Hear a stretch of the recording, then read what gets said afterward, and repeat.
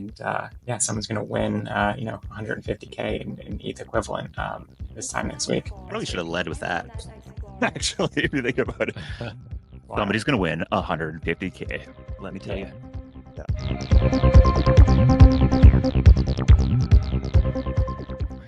Oh yeah, Friday already, Nicholas. Good afternoon. Friday. Well, good morning to you. Good morning for you. We're still on the caffeine intake trend here right now. Coffee? What are we doing? Listen, man, I'm a basic. Like, give me my coffee, give me one cream and a little bit of sugar. Nice. This is literally like no name brand coffee. I don't know how I figured that out. Like I got a reputation. I shouldn't be saying this because I have a bit of a reputation, a history of a bit of a, I like to swanky be a connoisseur about stuff like I like a good swanky coffee. You take me out to that's one of my love languages. But really? With this little I don't know, coffee maker over here. If you put good coffee in it, it's like, okay, it tastes better. But if you just put like no name coffee, for those that aren't yellow brand in America, we have a brand here in Canada called, it's not quite No Name, it's President's Choice, but anyways, No Name is store brand. Store brand, yeah. Brand. And I don't know why we're talking about my coffee intake, but it was a big unlock. That was one of my pandemic lessons. Was like, AeroPress no longer works. We needed that of coffee, and here we go. Sure. I mean, ETH under 2K, it's a good time to buy President's Choice coffee. Well, you know what? This is having been I guess a veteran of the crypto industry since 2017. You try to live your life in a way that kind of allows you to remove some of like the anxiety, right? And $4 coffees versus 75-cent coffees, very different. That's why I'm sitting here unfazed by the drawdown. I'm sitting here being like, oh, okay, interesting. Some more. Yeah, well, exactly. I don't know. Wow. Exactly. But caffeine is the important thing here. Otherwise, I would be, I don't know. I'm a matcha person myself these days, but I feel you. I get it. Birdie told me that our dear friend Peace Note here is deep in a cleanse. And when I hear that, I feel like there's an opportunity to take advantage of him a little bit, maybe, just because he's probably in a bit of a weakened emotional state. I've been knocked prone. Okay, yeah. I don't know exactly how to take advantage of you yet, but maybe something will pop up as we go through the show here today. All right, well, we got a great show for you today. Dylan, I always pronounce his last name wrong. Can you give me somebody help me pronounce Dylan's last name? Abrascato, I believe. Thank you. Okay, Abrascato. I forget the last part. From Crypto the Game's going to join us. Obviously, right in the middle of everything right now. People voted on, voted off. I really don't know what's going on. We have Cheryl and LDF rocking and rolling there, creating some great videos. So if you want to keep up to date with what's happening there, go give Share Dougie a follow or the C Club HQ Twitter account. You'll see stuff there. So we'll see what's going on, see what the insight is. I'm really curious what the decision behind joining with Uniswap was and how that's been. So I think this conversation will maybe be a little bit less about the game and a little bit more about kind of the plan, the behind the scenes of things, but we'll see where it goes. We are also going to talk about it's just time to believe in something, Nicholas. Oh my God, yes. Believe in something. Can't you just believe? We're going to talk about fundamentals or periodic mania as an investment thesis, tokens, coins, horses, and more. We're going to talk about our friends over at Blockworks and how they put their foot in their mouth a little bit and just the challenge of disclosures and media and expectations. And then I'm pretty sure I brought this piece up numerous times. We're bringing it back today. The long nose of innovation. I think for moments like this where we're like, why isn't everything happening so much, so faster? Why don't we have it here? You can sort of look at the history of how technology's advanced and take a bit of a breath. So we'll get into that as well. I love it. Go. I mean, let's kick off right away. Yeah. Dylan's going to be joining us at the bottom of the hour. So we're going to get right into topics to start here. And the first one we have is from C Club's very own Ben Roy. For those of you who know Ben, he's just amongst many other things, he's a very conscientious, thoughtful human being. And I know he's been spending a lot of time talking with our portfolio, talking with potential investments, talking with builders across the bay. And I think my sense is that this was sort of like a thing that had sort of emerged from both maybe the ether of the timeline, but also those conversations. And I'm seeing it bubble up in a bunch of ways, which is this sort of sense of resignation, a sense of like, was, the extractive meme coin hype really the best we could do? Can we survive it? How are we going to, cryptos? I think we were sort of hopeful that maybe as crypto moved mainstream, there would be a broader acceptance of it, and that seems to be continuing to push away. And so building crypto is very hard. And I think what Ben is saying here is like, I think acknowledging that, and then getting down to something that I do very often, and it's because crypto crashes very often, which is sort of testing my convictions. And I think that's really what Ben is getting at here. Is like, what the fuck do you believe in? Like, why are you here? And I think the reality is the answer for many, many, many people is because I want to make money. Mm-hmm. And yeah, I like money. Nothing wrong with I want to make money. But what that tends to lead to is sort of hopping from narrative to narrative. And I think we're sort of in this like messy place where crypto sort of has been on the edge for so long that we think that that's just the normal way. Like we just lived in this la la land where 4-year cycles and all these, and it was because there was no ability to really bring fundamentals in. We have these regulations that were really blocking that out. And so I think the exciting thing right now is if you believe in something, yes, you can it's your time. Do it, maybe. Absolutely. I mean, we talked about it in a previous episode, but the regulatory constraints placed on the industry in some ways created the meme coin mania by forcing people to do tokens that had no connection to anything of substance, which is an interesting historical contingent reality that we experienced, and maybe even created a category that wouldn't have existed otherwise for that reason. I think the right way to look at it is not to single out meme coins in that, but just to look at crypto generally. Because I think, like let's just zoom back 6 months. Meme coins were in many ways a response to low float, high FTV tokens. And so I think if we look at crypto over the last number of years, it was, let's call them network tokens and meme coins, both with the same intention, which is not to go build something that's going to create a ton of value, but it's to go create a ton of value on chain. And so if you talk to, the founders who've gone through or that process to, should I list on a SEX using the low float FTV method? Is there another way? VCs are like, there's one way, and it is this. And it's because you're not trying to create a business, you're trying to create a market cap. And I think that's the same thing that happened with meme coins. You're not trying to create a business or a movement, or for the most part. I mean, I wouldn't say that's there are definitely edge cases where I think there is a lot more depth there. So I think the criticism should be at crypto pre-regulatory clarity. And what we were doing there was not business building. It was not value building. It was market cap creation. And then we go, oh, why isn't this market cap high anymore? It's because, well, there ain't nothing there, baby. Yeah. And so I think like we should just own that. And it's because everybody's doing their best, right? I honestly don't think that the vast majority of people are trying to go out and just like extract, right? Well, what I liked in Ben's piece is that he singles out, some people are brought into the scene by their cypherpunk values, which I think could get a lot more play in day-to-day discourse. Some people are attracted by like 24/7 crypto markets and upgrade to traditional financial markets.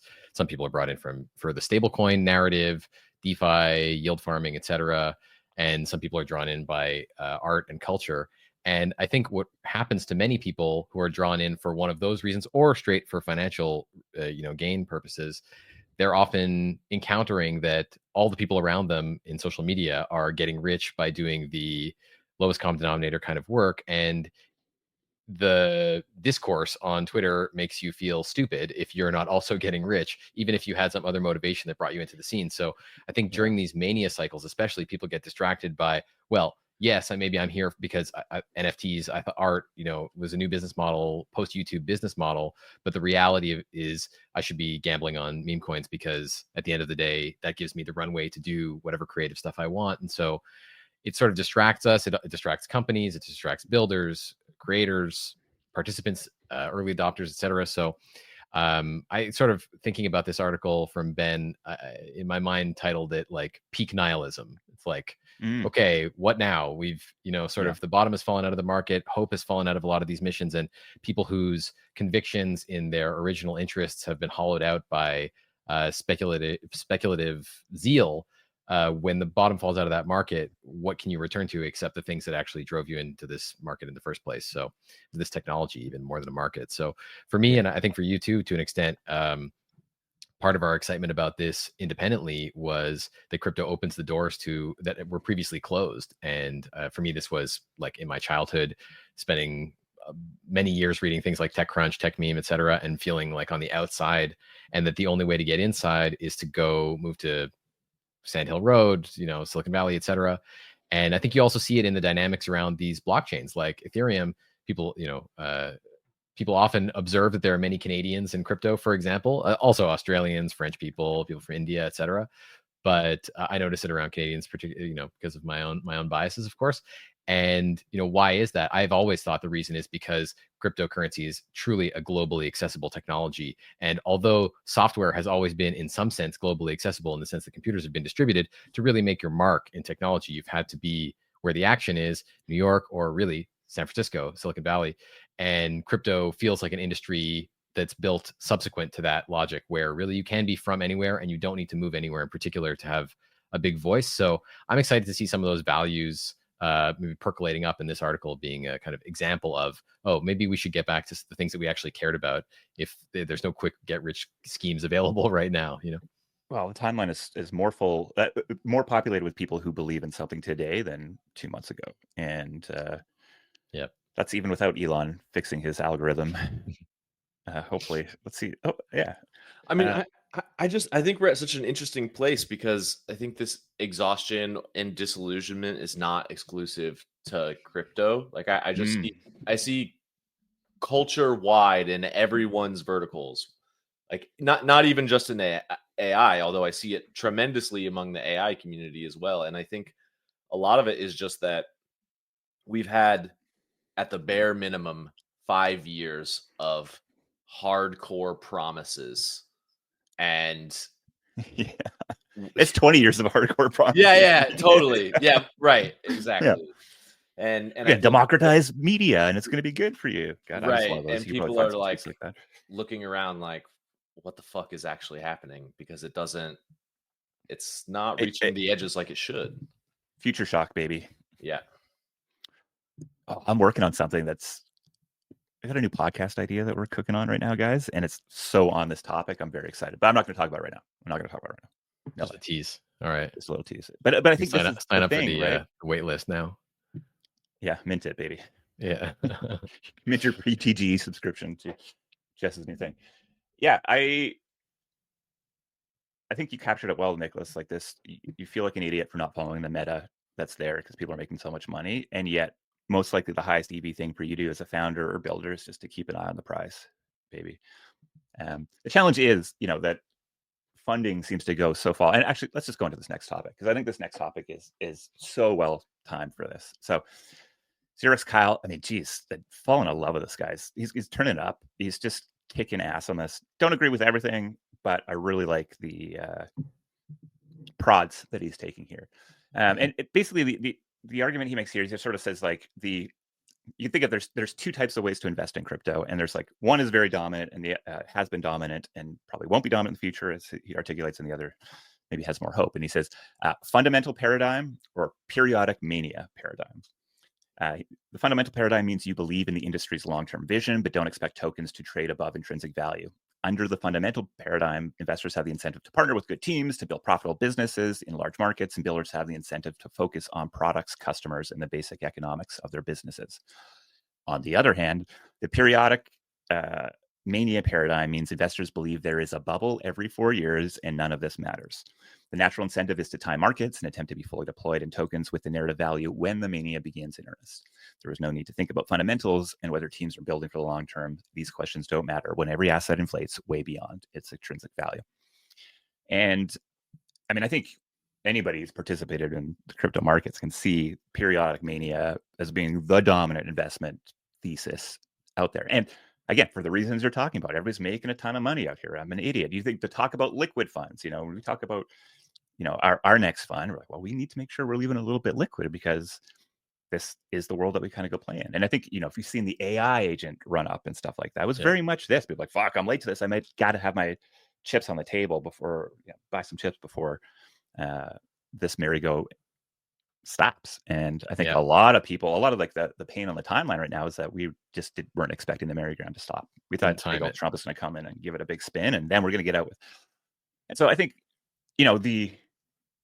again, periodic mania is about market caps. It's not about businesses. And,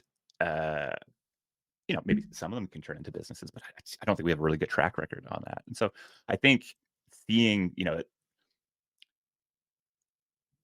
I've always been shocked at how little conviction most actors in crypto have, because things take a long time to build. Compounding is a huge power, and if you can do a thing, create a ton of value over a long time, that's how you make the biggest impact in the world, in my personal opinion.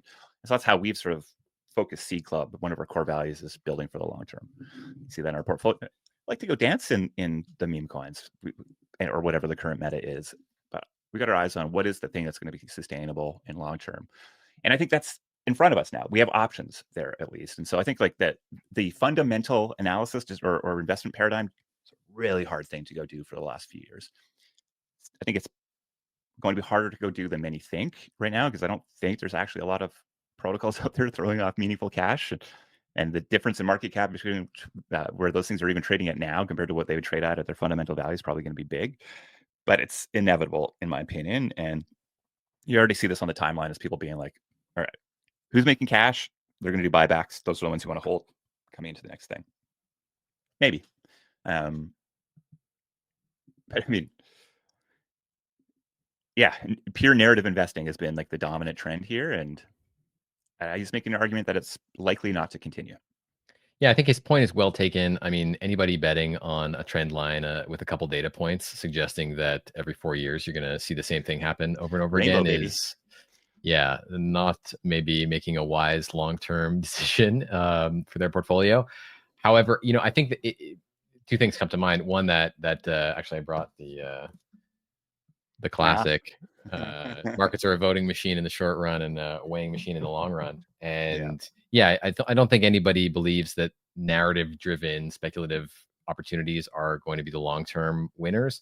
But in a way, I feel Seed Club's core mission to kind of open up a diversified bet on consumer crypto and in general mass adoption is kind of answering a similar need that the speculative investments, the role they play in people's lives, which is even if I'm a builder, I'm working on a project, just statistically knowing anything about the market, the odds are that my project is not going to succeed. Just that's the nature of startups. Yeah. I think a self-certainty to make sure that it succeeds is important for those people who do succeed. However, the reality is that most builders are stuck in an undiversified bet on their own outcome of their own project, and speculative opportunities like you get in those mania cycles are a way to diversify out, and they're sort of answering a need that is unanswered in the market, which is I believe in crypto, so there's a number of things you can do. You can own Bitcoin, own Ethereum, own Solana. You can own, play in the speculative markets, or you can build your own thing. And even if you are the type of person who has the sort of conviction and internal compass to build your own thing, it does still feel like maybe I want to be present in some other assets. And so I think it's an interesting opportunity for Seed Club in particular to provide other ways aside from just participating in stuff that nobody believes in. I think as a builder, I think the articulation of like the massive risk you are taking versus the risk your investors are taking, I think is just so important to understand. I think, especially if you go into those conversations with VCs, as an investor, you get to have a diversified portfolio. As a builder, you're all in, baby. And cool. I think I take Kyle's post mostly focused at the institutions in crypto and less on the builders. I think, especially as those meme coins were happening and founders were jumping into meme coins, my personal opinion there is like, you should be jumping into meme coins. Like whatever the thing is, you got to be in there, but don't let it derail you from your big picture. But from an investment standpoint, if these funds are moving, millions and millions of dollars into these things, they have a fairly big impact on the market, and most likely they're a lot more capable than the average trader out there. And so I think that's like if we have the number of funds that are just looking to do pre-TGE deals, where the first question they ask is, what's the intended FDV at launch? It's like meaningful, and it's meaningful in certain markets much more than others. And, that's again, because they're in the business of market caps, and that's how you go do market caps. And so I think that game and the meme coin game deserve to be in the exact same bucket and we can say, cool, learned about that. But if anybody who continues to do that without being able to articulate the there or what's more there, I don't think they deserve your money. Yeah, makes sense. We have more to talk on the subject in the topics to come. It's like everything. Yeah, for Dude, sure. this guy has so many good posts. He's killing it. Absolutely killing it. Love it. And I mean, this is a great thing. We're seeing these people come out. Like, I didn't see Kyle on my timeline as Hayden was talking about how he was insider trading, because that's just far more interesting, frankly. That dude's gonna get arrested, man. You watch. He's gonna get arrested. Yeah, probably right. All right, you want to move on? Yeah, let's jump to. I mean, I'm tempted to jump to the token subject. Yeah, let's do it. I had wanted to put that as in the. We'll come back to that in the lightning round because it's kind of just fun. Yeah, so Jacob put out this. I believe it's his first coin on Zora's new protocol. The horse image that was previously an NFT, dropped it as a Zora coin. First one from not only the founder, but I mean the most influential person in the Zora ecosystem by a long shot. Yeah, I think he sort of pitches this post as a sort of solving the problem of the lacking liquidity in the original NFT based on the prior mechanic, and so a demonstration of the improvement to the mechanic. And he incidentally airdropped half the supply to the people who owned that original NFT. So ways to tie into prior assets too, obviously being demonstrated. And yeah, well, we have some other things to take a look at on this subject, but curious if you have any thoughts on it. Yeah, I mean, I think the core of this in my mind is just like, actually, it's maybe represented by Adam's tweet there, piece. I don't know if you want to bring it up. Yeah, I'll put it in the list there. Surf code repeat. Not everything should be so this is surf code repeat on Twitter. Not everything should be a coin. If you're a creator and launch too many coins because of random meta, it's bad for your reputation and pockets long term. The biggest proponents and narrative pushers that everything should be a coin didn't release coins, at least yet, to reward their users. So I think this is like the called out. I mean, Jesus, Adam's just, I don't know, maybe it's like a sign of success if you get picked, if he comes at you, because he only goes after the big boys. But he's got some good takes. I think, like, yeah, so the question is, like, should everything be a coin, right? And I guess, yeah, should everything, what should be coins? I mean, I asked the question on my timeline this week, tokens or coins? People still have tokens, but coins are bubbled up. You know, maybe there's a difference, maybe there's not. I just got into a few arguments around that. But I think that the question is, like, yeah, you know, financialized media, whether that's NFTs, ERC20s, tokens, whatever, you know, as part of either media, as part of the creator world, as part of new types of markets, I think it's really exciting. And but there's a lot of truth in what Adam is saying here as well, right? And there's sort of this dynamic around these tokens where, you know, there's just like a lot of risk embedded in them that either creators are ignorant of and then find out and then go, oh shit, or are aware of and are using that to their advantage in some way. And I think what we've lacked is something in the middle where there is this like sense of sustainability and repeatability, and I don't think that's inherent in the product design or even inherent in crypto yet. It feels like a lot of this stuff is just sort of in this constant evolution culturally as we try to figure out how to adopt it. I think, you know, Jacob tweeted that they have 111,000 tokens that have been created there. You know, this idea of being able to create a market around a piece of content is really fascinating to me. And also, if you're thinking about it from a creator perspective, you know, there is sort of like a hierarchy of assets that you have to be aware of, or like a dilution that you need to be aware of. I don't know where I land on that, because I think for the longest time, my personal belief is like, it's hard not to get energy and liquidity and everything around one token. How do you go do that around 10 or 100? But I think as sort of like the NFT, like, you know, cheap NFT meta emerge, and as these sort of token metas emerging, you know, maybe that shifts. Maybe. Yeah, I think. Yep, go for it. Well, I just think it's like it's so. I think the answer is more tokens, not less tokens. And I think that this is totally true in the social context of the way these tokens are all created. But I don't know. I think that they're really interesting social instruments, and I guess I kind of have a similar view of even the way Dwarkesh talks about agents and their value being about repeatability.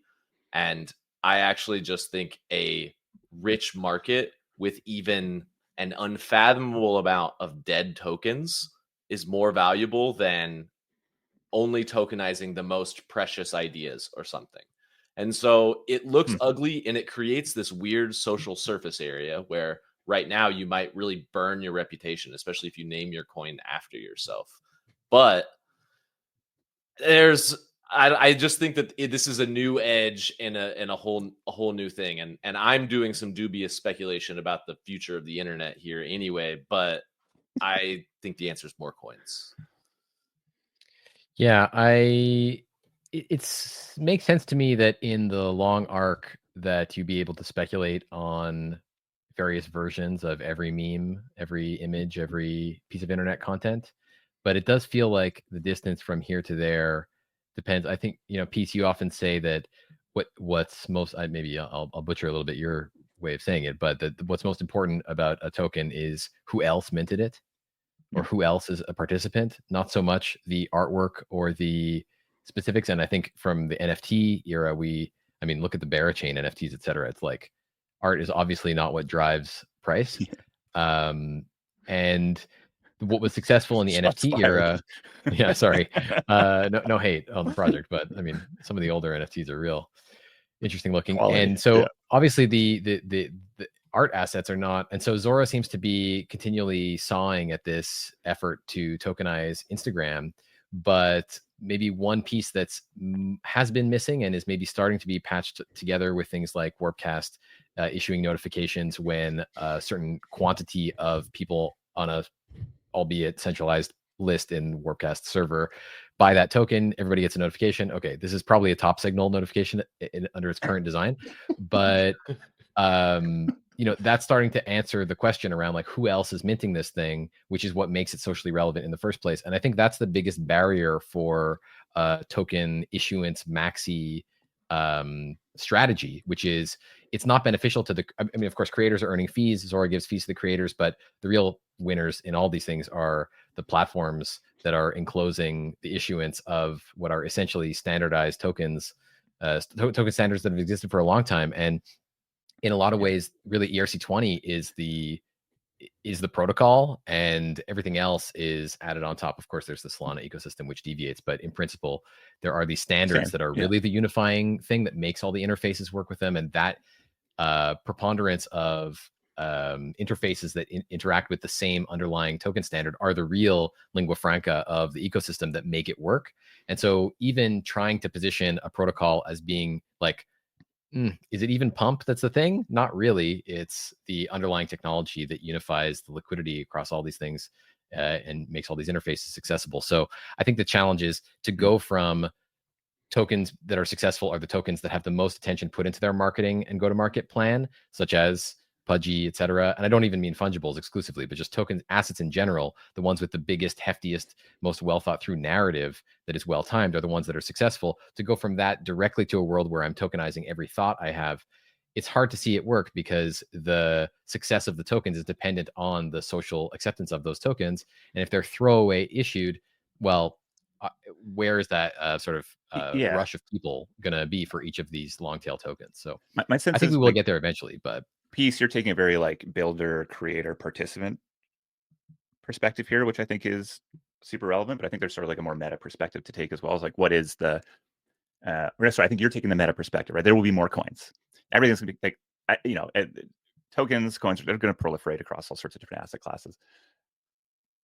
But from an individual actor in the space, I think that your calculation should be meaningfully different than what that overall trend is. And I think thinking about it from if you're just out YOLOing tokens, you might get lucky. But a serious competitor is going to come in and be very strategic about how to go do that thing in a much more direct, clear, focused way, and it's probably going to win. Well, it's so true because I'm not making tokens. I'm interested in other people talking about tokens. Yeah. So totally. Tokens. All right. Well, I just saw a little notification here of our lovely guest showing up. I don't want to leave him waiting because he's probably in the middle of coding things and or like Breaking manipulating news. 500 people to go do his bidding on the internet. What up, Dylan? How you doing, man? Welcome Doing back. well. Thanks so much for having me again. It's been a while. It's been a Good to see year you. or more, I guess, right? Crazy, When was yeah. when was the last So Crypto game? last time I was on the show, we hadn't even launched season 1 of CTG yet. Yeah, there we go. It was Forever ago. so it must have been January of last year. Yeah.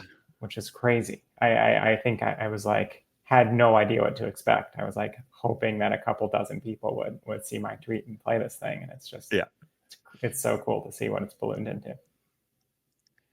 Yeah, well, I mean, give us the from there to here. Like, what is the big shift that you guys are working on here? We got to hold our hands up here. Nicholas and I are so out of the loop on like what's happening day to day in there right now. Cheryl says that Special correspondent Cheryl is handling. Yeah, Cheryl's got it right, and so she's yeah. creating a lot of Cheryl's content. playing. Cheryl has blonding. Blonding was voted out. Blonding was resurrected. There's like so many new twists and turns. I think since Jess, you played the first season. Nicholas, not sure if you played, but I haven't played. Can you explain the mechanic a little bit for people who haven't played yet? Yeah, so it's basically an on-chain version of Survivor or Squid Game or Hunger Games, kind of this like tried and true format of hundreds of people play, and slowly over the course of the season, they're whittled down until one person's left and wins the entire pot. So the prize pot is 71.6 ETH. That's been comprised of 716 0.1 ETH buy-ins, basically. We have about 400 people that are still active and playing. It's currently day 5. And basically every day over the course of 10 days follows the same structure of an immunity challenge. In the morning, everyone's divided into one of 10 tribes from the get-go. So think like a classic arcade game or a digital scavenger hunt or a crypto puzzle. And basically whoever wins that or solves it is safe from voting people out that night. Everyone else is at risk and comes back on that night to eliminate people from within their tribe. So slowly over the course of 10 days, we kind of get down from 700 and so to a couple dozen for the finale. And then my favorite part is kind of on that last day, everyone that was previously eliminated comes back on and casts their votes for the winner. So you can't just kind of backstab your way to the top. You almost have to play this like ruthless but respected game. My experience was just getting voted out, which was less fun than it sounds. And season 1, there was a big like anti-VC movement. I don't know where you fell into that. No, I don't think I got caught up in that, but there was there's always a little bit of politics. Oh, for sure. Know I am things, definitely underselling how dramatic it is. Yeah, I think was the target of a coordinated attack that like, okay, good. That's it. I learned something here, which is good. I mean, so clearly that you've learned a lot as you've done these sort of things. Has it just been more of like iterations on it, or is there like big insights that led to completely different experiences? Yeah, I'd say kind of two answers to that question. One is kind of, the goal has always been to get progressively more on chain with each season. So for season 1, just as you may remember, you basically sent 0.1 ETH to our multisig. It was on mainnet, and at the end of the season, we sent the pot to the winner's wallet address. Pretty much everything else was off chain. Season 2 introduced this new minting mechanic where you mint an NFT, which represents your spot in the game. But then similar to like a deal or no deal, as you got closer to the finale, you were basically faced with like a daily decision of whether or not to cash out or sell your NFT for a lot more than you bought in for, because someone can essentially join halfway through or right before the finale. So that was really cool. And then that led to some drama, didn't it? Oh, for sure. Vote buying and accusations and all sorts of stuff. Yeah. So one of the big storylines for season 2 was around these perceived jury whales, basically. And because like each token represents a spot or a vote for the winner on the finale, folks were basically like buying up jury votes. Stanley bought all the votes and then voted for Is that right? I think it was like the average. Yeah, or I mean, something like that. Yeah. we looked at the numbers, and I don't think like if That- that hadn't happened, it wouldn't have made a right. difference. So that was just the narrative that added a but lovely little cherry on yeah, the top of everything. Nice. yeah. There's always drama with a live interactive reality show, but for season 3, we once you're fully eliminated, we made the NFT soulbound, so that would prevent any basically transactions post elimination. And then the second answer to your question is just trying to basically treat every single season like its own kind of social experiment and give a twist to each one. So season 2, we call it a non-island. It gave folks the ability to play fully anonymously. And an anonymous player actually won season 2. It was like player 733 or something. I don't know who was actually behind it. And then this season we're calling Resurrection Island, which I was watching a lot of Top Chef and Last Chance Kitchen between seasons. But basically now, if you get voted out, your time's not done. You basically have the chance the next day to earn your spot back in the competition. And that's what happened with the blonding account that I had mentioned. They were eliminated and then basically like fought their spot back into the competition the next day. And I think they got voted out again. But they get selected by their own tribe? Yeah, so each night the tribes basically choose who to eliminate. And there's like a very fun for me, probably anxiety inducing for everyone else, voting interface where you can cast your votes for who you want to be eliminated. I guess like why someone is chosen to be eliminated is always so fascinating to me. It's like, are they so good at the challenges that they're perceived a threat? Or do you keep someone because they're so good at the challenges and you kind of need them around to keep solidifying your shot at immunity? Is someone, maybe like Jess, too big of a name and perceived to not necessarily need the money? Like you'll see like probably the more like recognizable names are typically targets. Is someone just, annoying or, not holding up their end of the bargain? I actually don't know, why the decisions are made, but it's very, very fun to watch play I'm out. going to assume that I got voted out because people just think I have so much money that I don't need it anymore, rather than being an annoying human yeah, this being. guy doesn't need any more I fear money. it might be the latter. Too much of a Okay, threat. so I am curious because I think I was trying to find a chat from way back when where I think, because Crypto the Game has joined Uniswap a year ago or so. Yeah, so right after season 2, over the summer last year, CTG was acquired by Uniswap Labs. So season 3 is now live. What are you doing? Like, help me understand, because you said that. I mean, I understand why, like at the high level, but I'm intrigued to hear how you're talking about it, because and specifically from the Uniswap perspective, like, I'm really intrigued by what you guys are trying to go do with this sort of experiential marketing layer. Maybe is that how I put it there? Or yeah. Whoever's controlling the screen, maybe refresh or click out of that. It looks like a little database error. It's killing me. Why? Too many folks on the site. I don't know. But this isn't your site, by the way. This is nice. Uniswap. Oh, so even better. So you're in the clear. Uniswap.org is showing this right now. Yeah. I'm on their blog. It's working in Safari, not in Arc. Probably user error. I'm full of those. Okay. Skill issue. Might have to send a Slack, but we'll let you go here in a second to go fix this. I mean, I'm not going to be the one to fix it, but basically, we had bootstrapped this thing, Ty, Brian, and myself. It was just the 3 of us. I think initially we didn't know what to expect. I mentioned I came on the show last year, and I kind of was talking about it probably like it was a personal drop or a side project, and I kind of just tweeted it out. It went so bonkers viral on crypto Twitter and so much better than I could have expected, that we kind of just like rode that high and like leveraged that momentum to just like grind on season 2. Basically like 6 months in, we had worked 24/7 on these like back-to-back viral seasons, and just kind of like reached a point where we had to make a decision of like, what do we do with this thing? There's clearly demand for it. There's clearly interest amongst our corner of the internet. We basically would need to either figure out like additional revenue streams. We did integrate sponsorships in season 2. So we had about 6 sponsor challenges, one of which was Uniswap. And that's kind of how we first got connected with the folks over there. And I think they saw kind of like the immediate impact on the numbers on their side of like basically traffic for people trying to find clues and swapping things and seeing the impact that something like this could have on growth.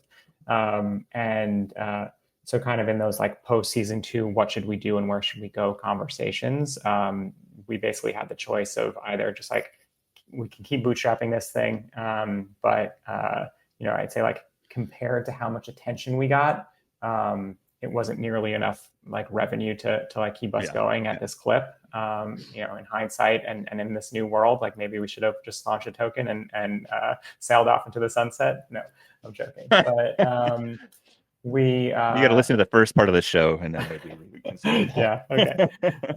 Survivor. But so we kind of were having like post season like sponsorship calls with everyone, and it was floated by a sponsor other than Uniswap at first, and it was an intriguing thing that we hadn't necessarily considered.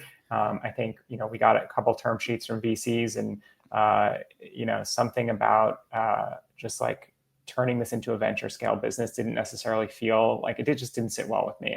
I didn't necessarily want to turn it into a platform, and I don't know if I want to be doing this for season 30, season 40. And we actually ended up getting 3 acquisition offers through like a pretty informal process. One was basically like go all in on CTG. Like, we want this every month. We want, new twists. We want new turns. And something about that just felt like very intimidating. One was almost like a complete acqui-hire. Like, you guys are clearly good at going viral and making noise on crypto Twitter. We have no interest or need for crypto the game. But we basically want you guys to come and like run marketing here. And then the Uniswap opportunity was kind of like the perfect Venn diagram of the two, which was like, oh, you don't need to shut down CTG. That's amazing. And like, keep doing that and keep doing your thing. But at the same time, in between seasons, and if there is ever an idea for an on-chain activation or viral marketing drop, just do it on behalf of Uniswap Labs. So, we built the Unichain site, which has a bunch of Easter eggs and fun interactions there. We did like a merch drop with Kid Super when we first joined, and the merch site for that. So yeah, it's kind of like scratch both itches basically of like being able to do fun, stunty on-chain marketing while also like letting this baby kind of live on its own seasonally in CTG. I mean, that sounds ideal. I mean, based on all the conversations we've had, I think it was clear to me that the VC route was not appealing to you pretty early on in some of our conversations. And I also think bootstrapping this thing for 10 seasons wouldn't be super compelling. And I don't know, I think like the idea of joining some place where you have like, you're clearly talented, your team's clearly talented. Like, it's no shock to me that people would want to acquire it, but being able to have the resources and I mean, I guess my question is like, do you feel like you have, do you have limits on? Like, are you crazier than you're allowed to be? I think I'm like, I'm pretty like crazy, but like within reason. I don't know. Nothing's been flagged internally. I have some pretty good built-in trust. Not on a pip yet, so you're good. Yeah. We've seen your alignment chart. We know you're chaotic. Yeah, I know. I'm chaotic, slightly good. Thanks for sharing that about the Uniswap. I was super curious. I know a lot of builders listen to this, and it's something I'm always happy to talk about if folks are going through similar situations. And I'm a firm believer that like not every great idea has to be a venture scale business. Oh God, reach.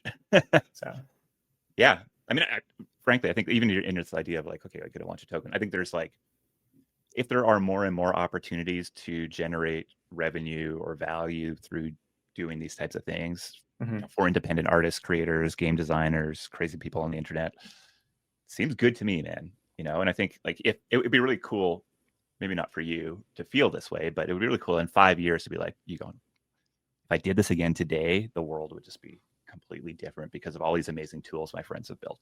Yeah. I kind of think we're going that way. So I agree. I mean, I didn't know what an L2 was when I built season 1. I didn't know, what Privy was. Maybe Privy was kind of around, this time last year. But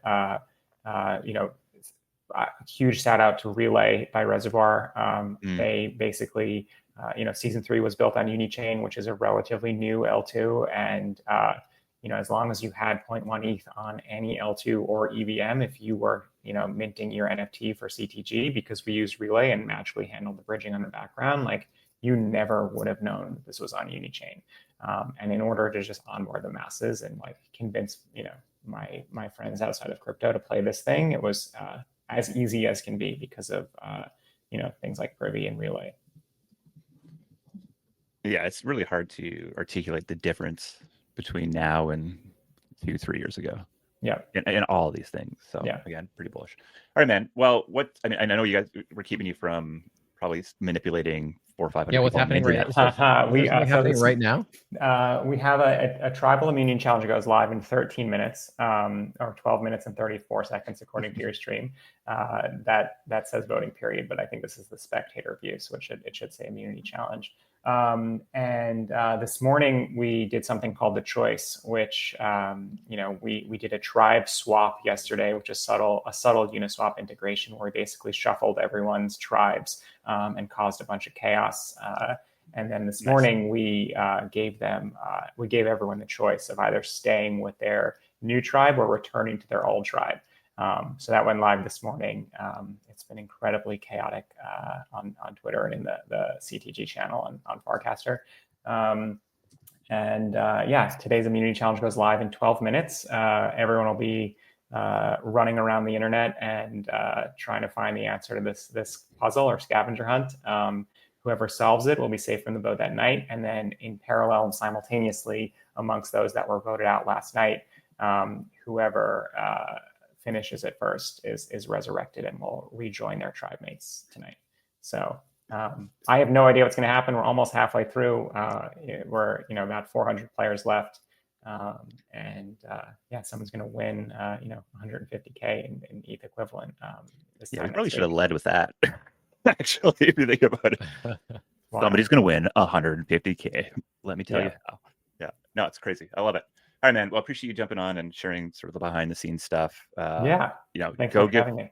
Crypto the Game a follow. It's going to get real messy. It's going to get real messy for sure. And then Boys Club each night goes live on Twitter with after the final vote, which is basically watch what happens live or after the final rose if you're a reality TV fan. Essentially like recaps the day's drama and the villain arcs and the alliances, and they have like a tip line, and I think last night's show got like 5,000 streams or something in real time, which is insane. For folks that want to like watch this thing.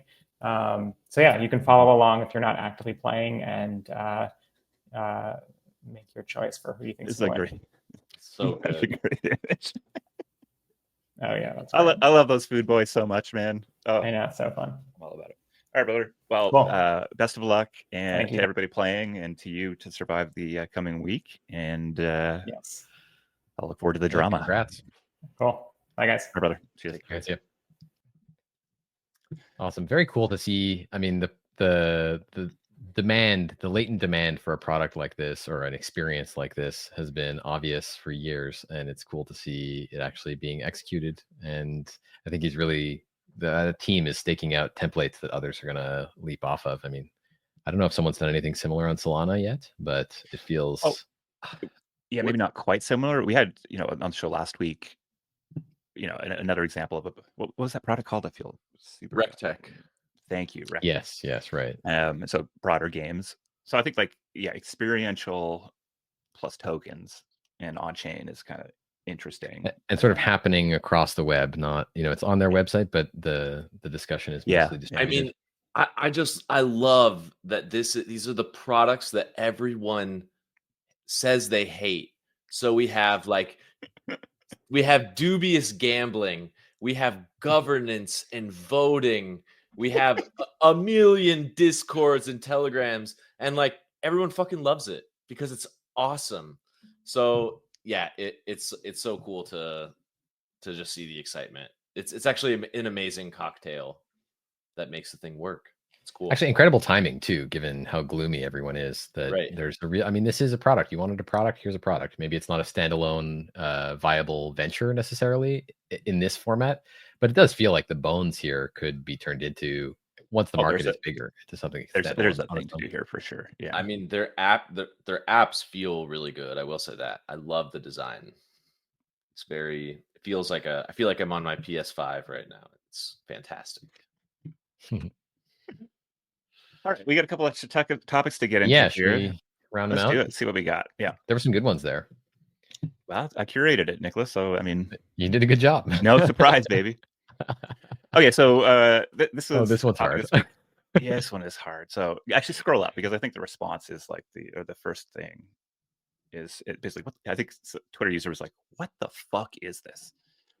So okay, just for those who weren't following along, Blockworks is a media company that has very recently begun offering consulting services, which I think is kind of and has done investing as the founders, etc. And or maybe, I don't know if they have a fund, but I guess last week there was the internet deemed a very poor attempt, and it was a clear defined as a clear shill as a blog post for Movement, where they what is it? I can think of at least 5 reasons why Movement is standing out in a crowded field of layer 2 blockchains. Number 1 is Movement's founders are Gen Z, young, and have raised a lot of money. And so this is like, so Lawrence is like, what the fuck is this?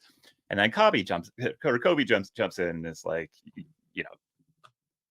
either paid piece or Blockworks has seed bags.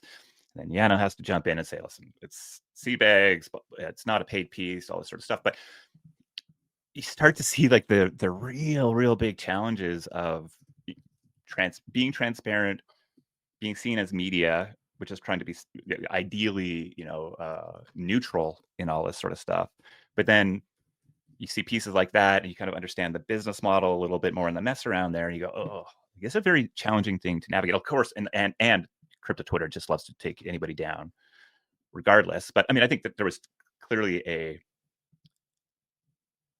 when I saw Blockworks come out with a consultancy, I immediately put them into a no longer media bucket and into the bankless bucket or the right like. And that's not a dig. I wouldn't put what we do at C Club in like the reporter media bucket. We have opinions, we're pushing things forward, I think. But if you're going to come out and say we are a media, we're going to be neutral, non-biased, etc., and then you start to do a venture fund, and then you start to do consulting that helps people launch tokens, and then you have angel investments and stuff like that, it's just going to be very, very hard to be seen as independent. And if that matters to you, or if that doesn't matter to you, fine, right? And there's a lot of reasons why it shouldn't matter to you. But if it does matter, if that's a promise you're making, then you got to go a lot further than this. And I think it's a good call out, and also just a good reminder of like just the conflicts that exist in the space are just probably very, very, very deep. Yeah, for sure. And I don't only apply to quote unquote news publications, but I mean, Kobe is sort of in his replies here, but influencers are not unlike news organizations in this day and age, and opinion pieces from respected people that are nevertheless partisan to their bags or etc. So it's I mean, I think the reality is if you have bags, you're inherently conflicted to talk about them, and if you do not articulate that, then you're probably failing at the transparency thing. I mean, I think it's probably a very hard thing to do consistently, but you see it in little pieces. Like I think when VCs are tweeting and they disclose that they have bags, we try to do it here if we have investments in things. I really want to make sure people are aware of that context from where I'm coming from here. And I think maybe the resistance to doing that is thinking that it wouldn't be taken seriously if you do it, or it would devalue your thing. And I think it's the exact opposite. I think why Kobe is so trusted is because he's calling out this bullshit, and specifically he's not going out and doing the influencer games to go enrich himself. And so I think he is going to create a lot more value long term because of that reputation and trust, especially in this space. And something like this is a pretty big issue for media companies that are trying to be seen as credible. Yeah, and there is this whole meta narrative of VCs becoming publishers of their own. A16Z is the classic example to me. Obviously, Stripe, not a VC, but similar vein. Get direct contact with your clientele, so you don't need to talk to them through the New York Times, I think is kind of the classic argument. And yeah, so there's a way to even pitch it the other direction, which is if you are making, this sort of genre of blog post from VCs that Packy or Variant come to mind as like substantiating an investment with a note on why a category is interesting and which company they've invested in that category, is actually value additive to the company, but like disclosure first kind of reporting. So yeah, disclose. I mean, it's just so easy to burn your reputation in the space, and it's should be terrifying for anybody who actually wants to be long-term effective here, because it can be out of your control sometimes. But yeah, Venture Apologist has been going in pretty good recently too, if you want to enjoy that. All right, I'm so sorry for the media illiterate out there like myself. Mhm. What's Balloon Lover saying here?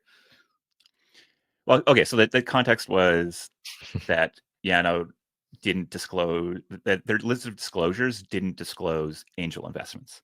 So I think Blockworks has a disclosures list. If you hold over $5,000 worth of tokens, you disclose it. I think it's probably automated, but it is not disclosing private placements. And so what Balloon Lover here is saying is like, oh, if we actually saw all the private deals that they have done, we would need a bigger iPhone. Right. Okay. Fair enough. But they should still list them. I think, is he saying it's silly? No, he's saying you should still list them. He's just saying it's like maybe right. He's saying that you were so conflicted that there's no way that you're actually going to be able to show that you're not conflicted, but if you show all of your angel investments. Right. He's, aggressive, going after it. That's his thing. Yeah. He's good at it. I'm assuming Big Bird is a man. I actually have no idea. Well, based on the aggroness of some of the tweets, I think that's probably true. That might not be true. All right, let's go to this long nose. Let's long nose it. Yeah. Okay, so Chris is good for some bold posts. We like Chris's bold posts. He says DeFi, NFTs, and AI agents have now gone through this proof of concept stage, emerging with a bang in order. So 2017, 21, 24.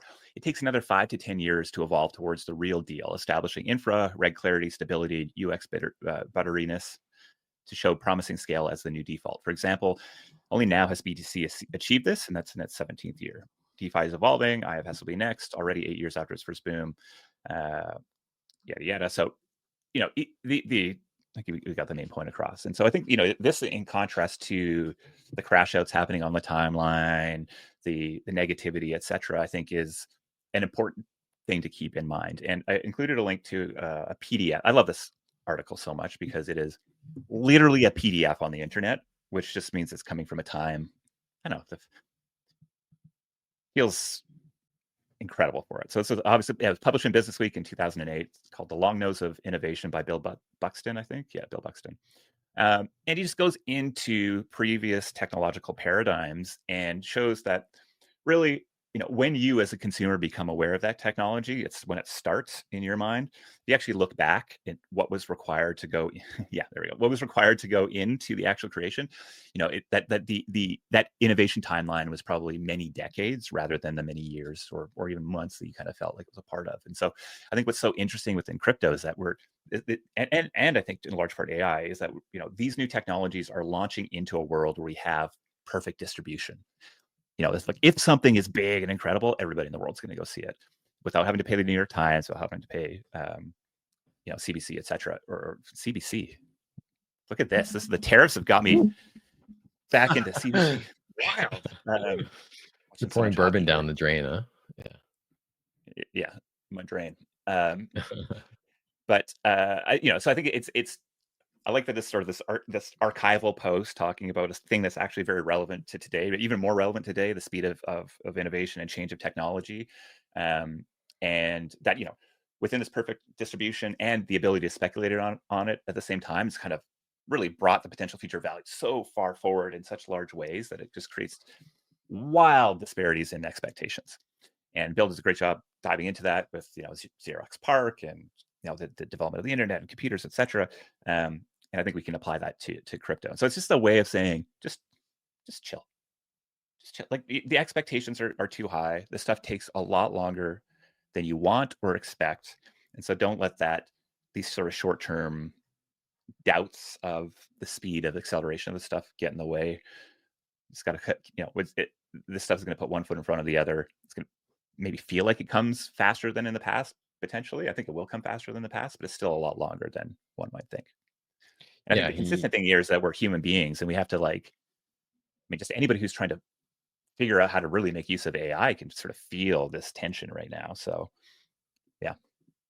Yeah, Buxton worked at Xerox Park and at Microsoft Research on some of the technologies that he talks about, including the mouse, sort of the productization of the mouse, which is this much older, from mother of all demos, Doug Engelbart demo, to actually being productized. He says with the Macintosh, I mean, that is the reference I have also, but I wonder if there weren't other mice around. But, I think it's 20 or 30 years, right? About 20 years. And similar with touch screens, like multi-touch screens, which I think he touched more at Microsoft Research. So he's seen it happen a bunch of times. And I think the confounding thing here is, to bring it back to what we were talking about at the top of the show, that you can actually make a bag selling a dream in crypto in a way that, sure, you could have maybe done VC, had a startup. There was I have this Jaron Lanier book on my shelf about him doing, tongue controlled VR computers where you inhabit a octopus body and control it with your tongue. And I think it's awesome in the 90s, but he was dope. Amazing research and early productization. Timing, apparently was too early. But now you don't make the iPod unless you can make chips small enough and memory small enough. Like there's just so many barriers to actually getting in and doing the thing well, to the level where people are like, oh, this is magic. 100%. But in crypto, you can sell the dream and tokenize it long before it's actually viable, which I think makes it more tricky. Whereas in prior industries, it would have just not received investment or failed on its own, and maybe had a cooling effect on investment in that category if it was category wide. But here, it's because retail is involved directly. I mean, I'm not a huge fan of the term retail, but just to get the point across quickly, it just sort of changes the dynamics. The Keynesian beauty contest of it all does make people probably even more impatient and even more sort of upset. Actually, I just read this book, Kraken Creations, about CRISPR. It's about one of the inventors of CRISPR. And one of her fears was that the premature research into human gene modification for knocking out diseases, or for even proactively giving you beneficial advantages in your DNA, that failures in that could really set back the whole discipline for a long time, which is what we had in AI for many years also. So a lot of different factors at play, but it definitely does take longer. It's one of the things that I thought of first when coming into crypto, which is transistors invented around 1950. How long between the invention of the transistor, which is this big honking thing on their desk, you can see the models online, to having billions of them in your pocket in a meaningful way? I mean, I think arguably iPhone and App Store are kind of the moment where computers really go popular, and then even maybe the Androidification of that design. So we're talking early 50s to 2010 approximately. 2007 for iPhone, 8 for Store, and Android in 2008 as well. So it's a long period of time for something that many people had seen as obvious. I mean, on the Xerox Park reference, Alan Kay and Adele Goldberg published articles in, I believe, the 70s with what looked like an iPad. They saw it. They were thinking of it in terms of childhood education, and they had designs for those things so many years ago. So, maybe a lot of the things that we think of as inevitable, we will have much more gray hair before they actually come to pass in the mainstream. But it doesn't mean we were wrong. It just means the timing may have taken a lot longer than we had hoped. Yeah, well said. Is that it? Yeah, that's the thing. And there's a drawing in the article. I think they built a physical product. They did a crazy process at Xerox where they were like, you can buy yourself into the future by spending more money to buy a computer. That if you follow Moore's law, you just buy yourself 10 years into the future by spending more. So they built these Alto computers, which are essentially a Macintosh. It's what the Mac stole all their swag. And then they did a drawing of and if we could make it smaller, this is what we would make. And it's there you go. One. So yeah, Dynabook, exactly. So I you could find the year for that, but I think it was what, 70 something. And for the looks of that document. Yeah. Yeah, I love it. Yeah. 72. Yeah. So imagine sitting around from 72 and like waiting and waiting and waiting. It's When did the brutal. iPad come out? About 40 years later. Yeah. So there you go. There you Yeah. go. The So, yeah, long so I think nose. I hadn't heard of that long nose argument, so it's interesting. Yeah.